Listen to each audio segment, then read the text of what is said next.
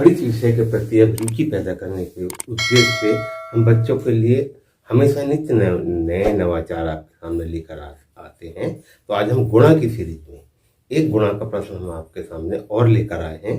और वो ऐसा प्रश्न है कि जैसे कि हम दो अंकों का जब हम गुणा करते हैं तो पहले हम इकाई से एक अंक का गुणा कर लेते हैं, उसके बाद दाई के लिए हमको शून्य लगाना पड़ता है और फिर हम करते हैं।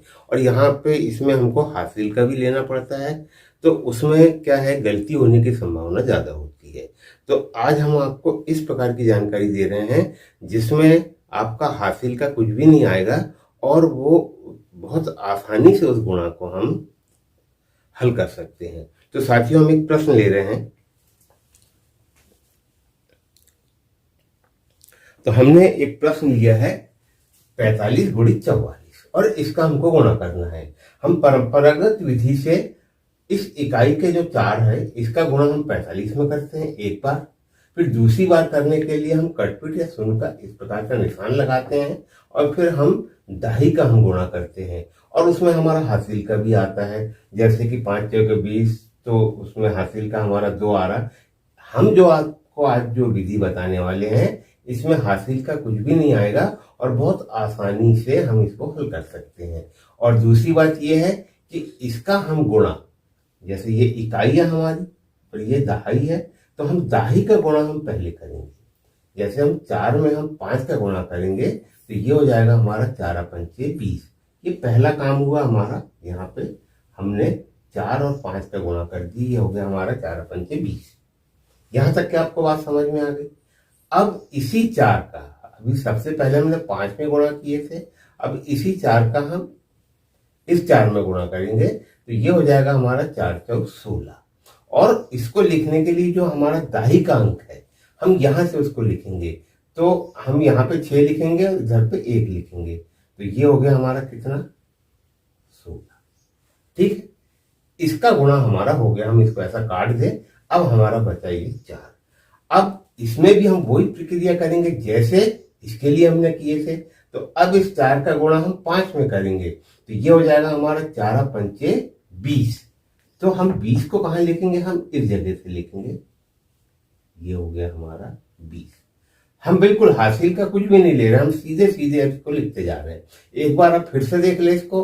हमने क्या किया है, सबसे पहले इस 4 का गुणा 5 में किया, 4 × 5 = 20, और इस 4 का गुणा 4 में किया तो 4 × 4 = 16। इसके दाही के स्थान पे हमने इसको रखा है और इस शून्य के नीचे हमने ये 4 × 5 = 20 करके लिख दिया।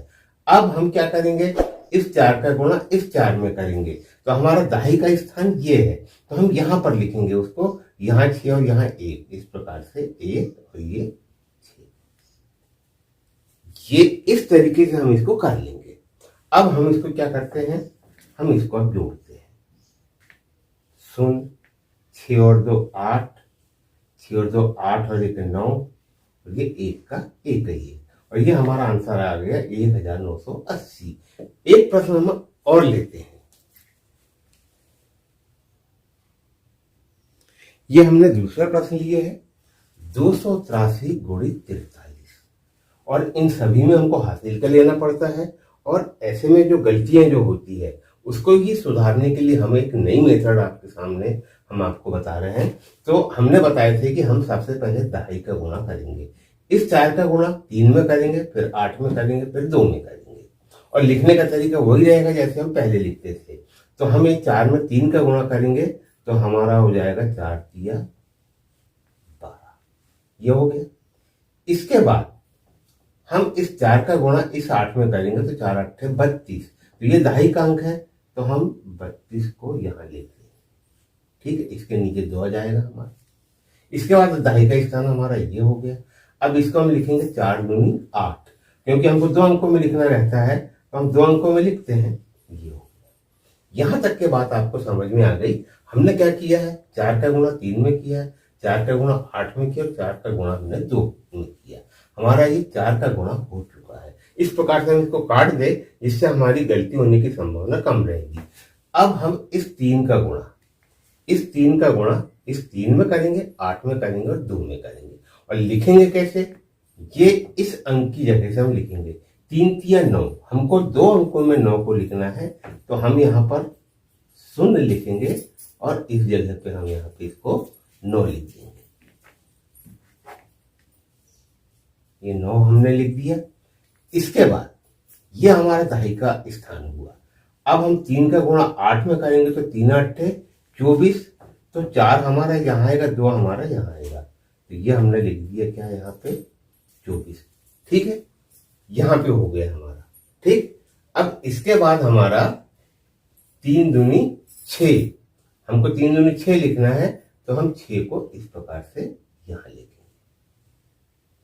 इस प्रकार से हमने गुणा किए तो आप देखेंगे कि अगर इसको ये हमने लाइन मारे, ये 12 32 8 हमारा 4 का गुणा हुआ है, और ये 3 का जो हमने गुणा किए तो ये 9 आया है, 24 आया और 6 आया।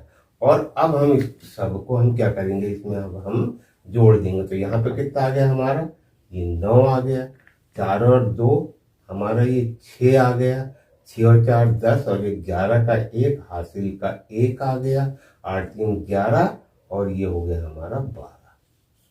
ठीक है, तो हमारा आंसर आ गया 12,169। हमने इस प्रश्न को हल किया तो हमारा आंसर कितना आया, 12,169। तो साथियों, ये विधि बहुत अच्छी है। इसमें आप देख रहे हैं कि हमको हासिल का नहीं लेना पड़ता है। जैसे हमने 4 या 12 लिखे तो 12 का 2 फिर हासिल का 1, फिर 4 8 32 में 1 जोड़ेंगे 33। तो इस प्रकार से क्या हमारी गलती की संभावना ज्यादा होती है। और इस मेथड से बहुत आसानी से, इस मेथड में कुछ भी नहीं लिखा मैंने, एक बार आपको और मैंने आपको बता चुका हूं कि इसको लिखना कैसे है। हमने 4 का गुणा किया, 4 किया 12 हो गया। ठीक है, इस दहाई के अंक के नीचे अब हम गुणा जो करेंगे उसको लिखेंगे। 4 8 32, तो हमने 2 यहाँ लिखा है, ये 32 हो गया हमारा। फिर 4 दूनी 8 और 2 अंकों में लिखना है, तो यहाँ पर हमारा 4 का गुणा हो गया। अब उसके बाद हमको 9 का करना, तो 3 किया 9, तो इस 2 के नीचे हमने 9 लिख दिया। फिर 3 8 24, तो हमारा दहाई का स्थान यहाँ इसमें शून्य था, 3 किया 9 में, तो यहाँ 4 लिख देंगे, यहाँ 2 लिख दिया। दहाई का स्थान अब ये हो गया हमारा, तो इसके नीचे अब हमको लिखना है 3 दूनी 6, तो दहाई के स्थान पे हमने 6 लिख दिया, यहाँ शून्य लिख दिया और सबको हमने जोड़ दिया। हमारा आंसर आ गया 12,169। हम बड़ी से बड़ी, चाहे 3 अंकों की 4 अंकों की कितनी बड़ी संख्या हो, हम इस प्रकार से उसको आसानी से जोड़ सकते हैं और यह हमारा गुणा का उत्तर इसमें आ सकता है। तो साथियों, आज के लिए सिर्फ इतना ही। नमस्कार, धन्यवाद।